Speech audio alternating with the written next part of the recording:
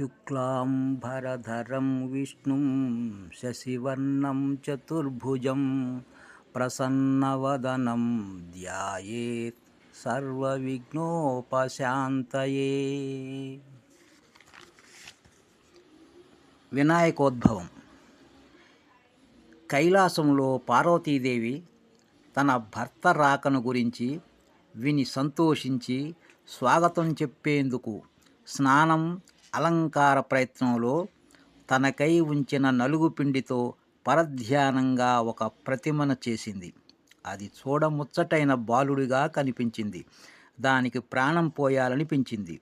తన తండ్రి ద్వారా పొందిన మంత్రంతో ఆ ప్రతిమకు ప్రాణప్రతిష్ఠ చేసింది.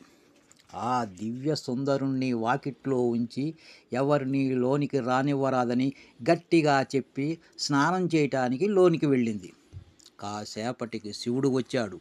వాకిట్లో ఉన్న బాలుడు శివుణ్ణి అభ్యంతర మందిరంలోనికి పోనివ్వకుండా అడ్డుకున్నాడు. తన ఇంట్లో తనకే అవరోధమా అని శివుడు కోపంతో రగిలిపోయి ఆ బాలుణ్ణి శిరచ్ఛేదం చేసి లోపలికి వెళ్ళాడు. జరిగింది తెలుసుకొని పార్వతి విలపించింది. శివుడు కూడా చింతించాడు. వెంటనే తన వద్దనున్న గజాసురుడి శిరస్సును ఆ బాలుడి మొండానికి అతికించి ఆ శిరస్సుకు శాశ్వతత్వాన్ని, త్రిలోక పూజ్యతను కలిగించాడు. గణేశుడు గజాననుడై శివపార్వతుల ముద్దుల పట్టి అయినాడు. ఆ తరువాత శివపార్వతులకు కుమారస్వామి జన్మించాడు.